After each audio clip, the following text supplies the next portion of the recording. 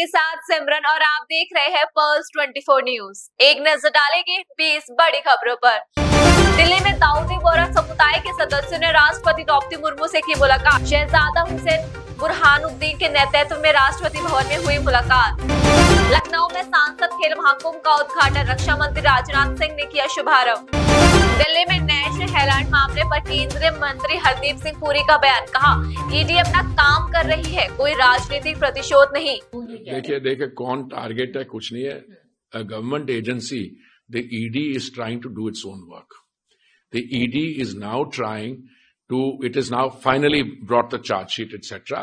And because we are the world's largest democracy, we are a robust democracy.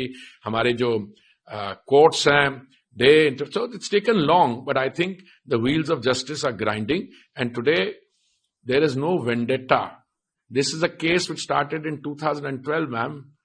हमारी तो सरकार आई नहीं थी, मोदी जी ने तो दायित्व 2014 मई में संभाला, उसके पहले का केस चला रहा, और ये अखबार तो 2008 से बंद है। बट आप अगर किसी और के एसेट्स और पब्लिक मनी को अपने प्राइवेट यूज के लिए करना चाह रहे हो, तो मैं समझता हूं कि ये इसका जो रिएक्शन होगा और इसके जो कॉन्सिक्वेंसेज होंगे, इसको इन लोगों को फेस करने होंगे। मानेसर में केंद्रीय मंत्री अश्विनी वैष्णव का बयान, कहा पिछले 10 सालों में मेक इन इंडिया में मिली एक बड़ी सफलता।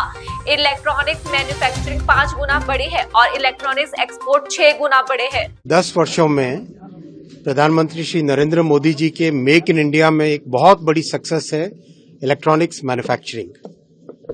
10 वर्षों में इलेक्ट्रॉनिक्स मैन्युफैक्चरिंग 5 टाइम्स बढ़ी है और इलेक्ट्रॉनिक्स के एक्सपोर्ट 6 टाइम्स बढ़े। एक्सपोर्ट्स बढ़कर अभी 3,25,000 करोड़ से ज्यादा के हो गए इलेक्ट्रॉनिक्स के एक्सपोर्ट्स, और मैन्युफैक्चरिंग 11 लाख करोड़ रुपीस, 11 लाख करोड़ रुपए से ज्यादा बढ़ गई है। करीब 25 लाख लोग रोजगार में हैं इलेक्ट्रॉनिक सेक्टर में।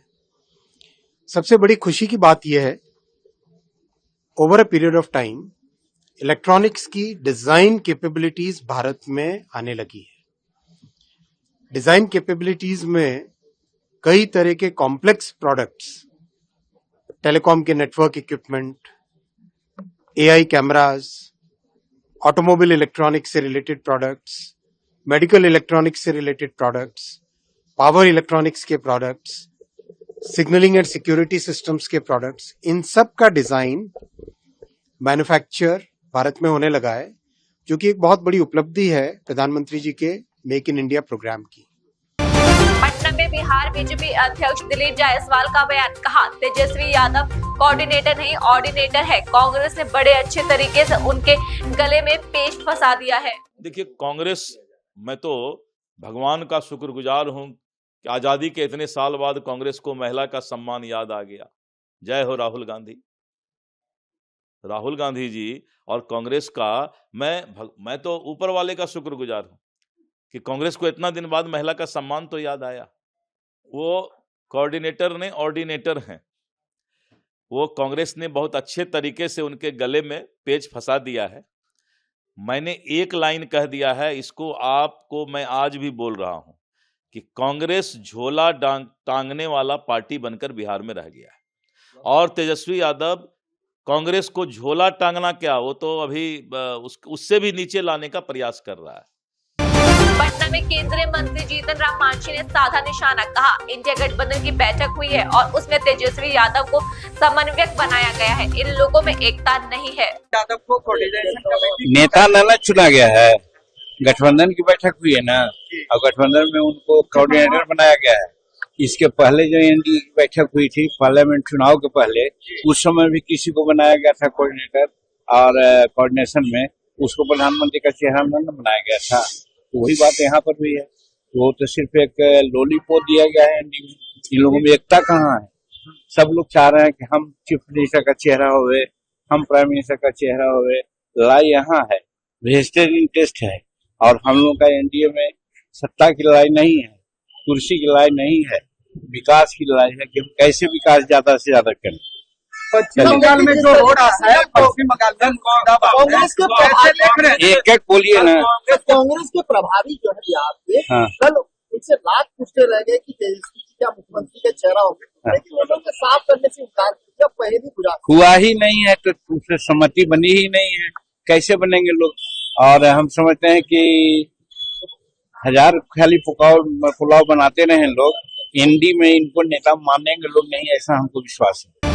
बिहार विधानसभा चुनाव में सीएम नीतीश कुमार के बेटे निशांत कुमार ने कहा, मैं बिहार के लोगों से अपील करता हूं कि बिहार में चुनाव आने वाले हैं तो वह लोग एनडीए की सरकार बनाएं और एनडीए को अच्छे बहुमत से जिताएं। देखिए, आप सारी जनता को अपील करता हूं बिहार की कि अब इलेक्शन होने वाले हैं, तो आप लोग एनडीए की सरकार बनाएं और अच्छे बहुमत से लाएं एनडीए को, पिताजी सीएम रहें, फिर से विकास का काम जारी रखें पिताजी। तेजस्वी आपकी बड़ी तारीफ करते हैं, आज तक आपका कभी खुल के कभी मैंने विरोध करते हुए नहीं देखा, जब भी बोलते हैं तो बोलते हैं अच्छी बात है कि निषाद को राजनीति में आनी चाहिए, पार्टी को। तो कैसे देखते हैं, मतलब अलग पार्टी में रह के भी इतनी तारीफ? ठीक है, हमारे छोटे भाई हैं, उनका स्नेह ऐसा कहते हैं तो अच्छी बात है। जिस तरह से वो राजनीति करते हैं, वो भी अपने आप को मुख्यमंत्री के दावेदार मानते हैं, तो आपको लग रहा है कि जनता देखेगी, अभी जनता के दरबार में चलते हैं, वो जनता डिसाइड करेगी क्या करना है। लोग कहते हैं जनता के दरबार में चलते हैं, जनता फैसला लेगी कौन अच्छा है क्या है। भविष्य में आप दोनों भाई मिलेंगे, मतलब तेजस्वी और निशांत के? अरे ऐसा दोनों यंग हैं। अरे ऐसा क्या। एक अंतिम सवाल, वो आरोप भी लगाते हैं आपके पिताजी पे, उनकी तबीयत ठीक नहीं है, उनको हाईजेक कर रखा है। सब ठीक है, हम सब एकदम 100% स्वस्थ है पापा, आराम से 5 साल सीएम रह सकते हैं, आराम से काम कर सकते हैं, सक्षम है।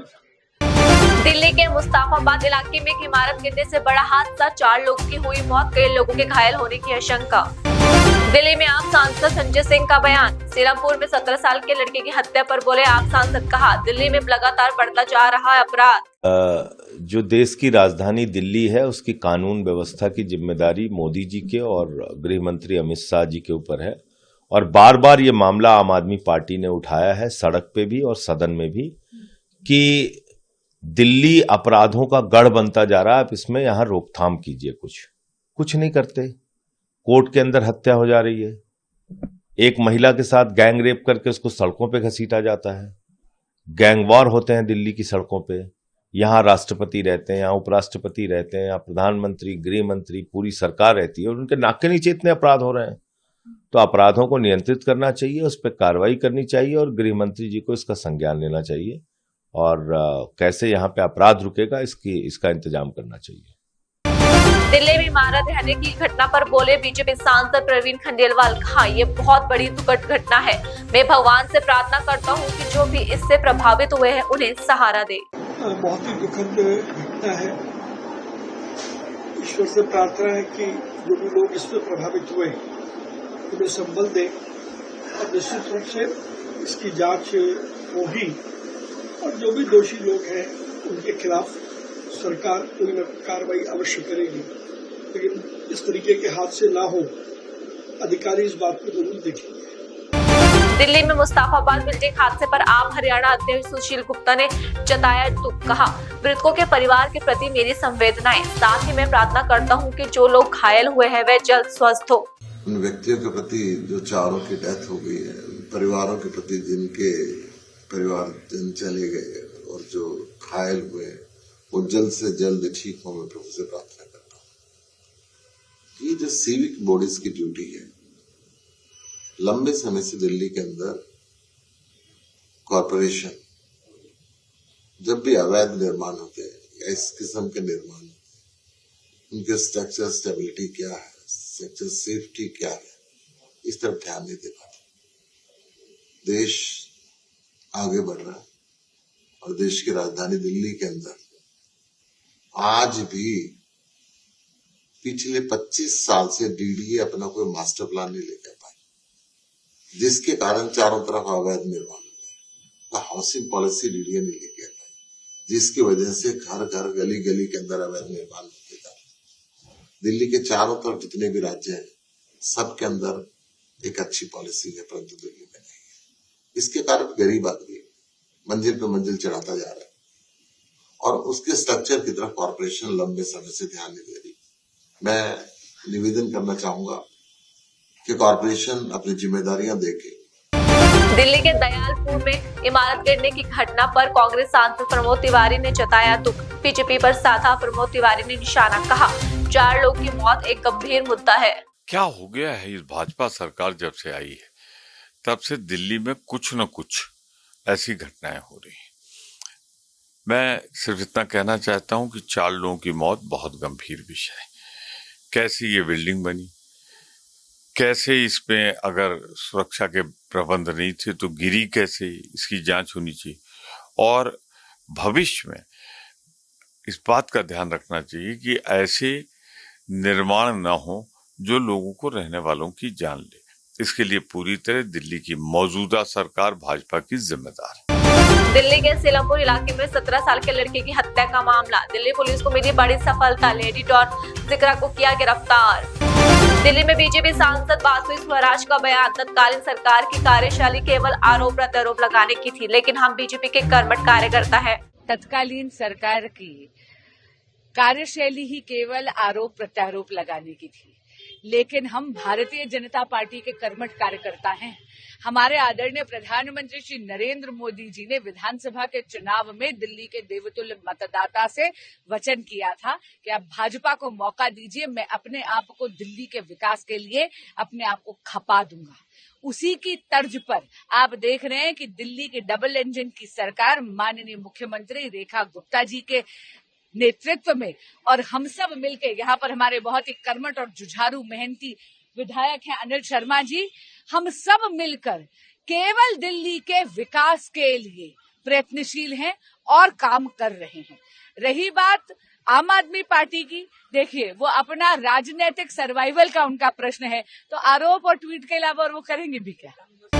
पश्चिम बंगाल में राष्ट्रीय महिला आयोग की एक टीम ने हिंसा प्रभावित मुर्शिदाबाद का किया दौरा। एनसीडब्ल्यू की अध्यक्ष विजया राहतकर ने कहा, अब इस विषय पर नहीं कर पाएंगे बात। नागपुर में भाषा विवाद पर महाराष्ट्र कांग्रेस विधायक विजय वडेट्टीकर का बयान, कहा हमने इस मुद्दे पर अपना रुख साफ कर दिया। इसके बारे में हमने स्पष्ट रूप से अपनी भूमिका रखी है, कल भी हमने मुंबई में रखी थी। देखो, भाषावार रचना हुई थी प्रांतों की। जब हमने इस देश को आजादी मिली थी, तब जब यहाँ पे जितने भी स्टेट बने हैं उस भाषा के आधार पर उसकी सीमाएं तय की गई थी।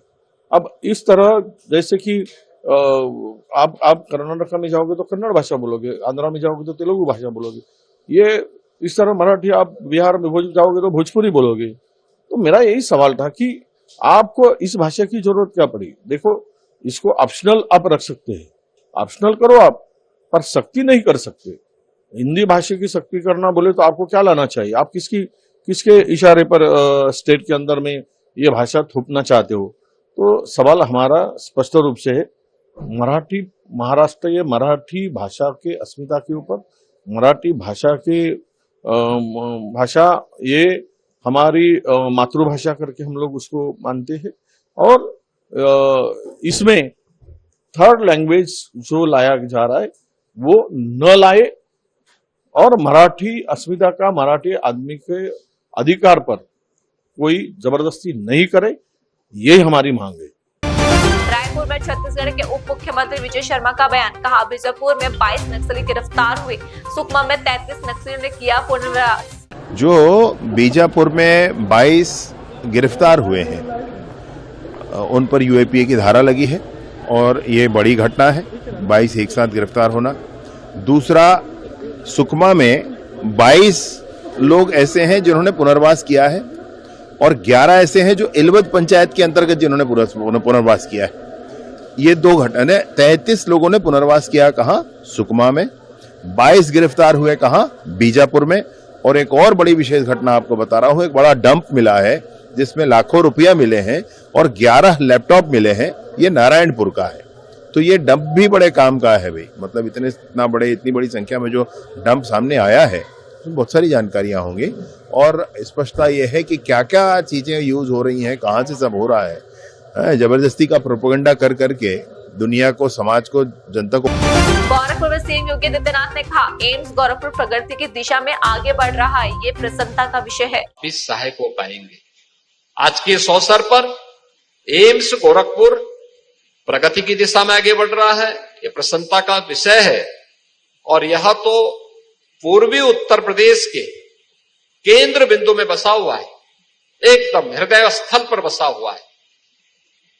अगल बगल कितनी बड़ी आबादी निवास करती है। कुशीनगर है, देवरिया है, महाराजगंज है, सिद्धार्थनगर है, बस्ती है, संत कबीर नगर है। अकेले गोरखपुर की ही आबादी 65 से 70 लाख की आबादी गोरखपुर जनपद में निवास करती है। नेपाल और नॉर्थ वेस्ट बिहार, यह भी गोरखपुर में अपनी स्वास्थ्य सुविधा के लिए निर्भर करता है। उन स्थितियों में उस बड़े केंद्र के रूप में हमें अपने आप को तैयार करना चाहिए। आज के इस अवसर पर एम्स को आज एक नई सुविधा के लिए भूमि पूजन के कार्यक्रम के साथ जोड़ने का अवसर मुझे प्राप्त हुआ है। मैं एम्स गोरखपुर को भी, पावर ग्रिड कॉर्पोरेशन को भी इसके लिए हृदय से धन्यवाद देता हूं और विश्वास करता हूं कि आदरणीय प्रधानमंत्री जी के सबके स्वास्थ्य और सबकी सुरक्षा का जो आश्वासन है, उस आश्वासन के साथ हम भी अपने स्तर पर लग करके इस प्रक्रिया का हिस्सा बन पाएंगे। इस विश्वास के साथ मैं आप सबको हृदय से बधाई देता हूं, अपनी शुभकामनाएं देता हूं और विश्वास करता हूं कि हम प्रधानमंत्री जी के उन संकल्पनाओं को पूरा करने में योगदान दे पाएंगे जिन्होंने विकसित भारत की परिकल्पना के साथ स्वास्थ्य सेवाओं को जोड़ करके देखा है। आप सबकी गोरखपुर दौरे पर सीएम योगी आदित्यनाथ, गोरखपुर मंदिर में सीएम योगी ने किया जनता दर्शन, कई लोगों की सुनी सीएम योगी ने समस्याएं। देहरादून में कैबिनेट मंत्री गणेश जोशी ने कहा, हम विगत कैबिनेट में कीवी नीति, ड्रैगन फ्रूट बंड नीति और अन्य नीति लेकर आए हैं। इसका लाभ निश्चित रूप से किसानों को जरूर मिलेगा। मैं अपने माननीय मुख्यमंत्री जी का व कैबिनेट के साथियों का आभार व्यक्त करता हूं कि विगत कैबिनेट में हमने मिलेट्स नीति, कीवी नीति, ड्रैगन फ्रूट बंड नीति, सीएम एफएमई मुख्यमंत्री सूक्ष्म खाद्य उन्नयन योजना और उस सेल के चुनाव के बाद उसके प्रबंधन शॉर्टेज लड़ने के लिए हम नीति लेकर आए हैं और निश्चित ही जिसका लाभ हमारे किसानों को मिलेगा। इसमें कीवी को छोड़कर अन्य में हम उसमें 70-30 क्या की योजना है, 70% हम देंगे और 30 किसान लगाएगा। बाकी योजनाओं में 80-20 का है। इसी प्रकार जहां पहले कोल्ड स्टोर लगाने के लिए 2 करोड़ टन मिलता था, उसको बढ़ाकर हमने 4 करोड़ कर दिया है ताकि कोल्ड स्टोर ज्यादा लगे और हमारे किसानों को अपनी फसलों पर वहां पर रखें और उसका लाभ ले सकें। ये हमारी सरकार कर रही है। फिलहाल के लिए आप मुझे दीजिए इजाजत और बाकी की तमाम खबरों के लिए बने रहिए पल्स 24 न्यूज के साथ। नमस्कार।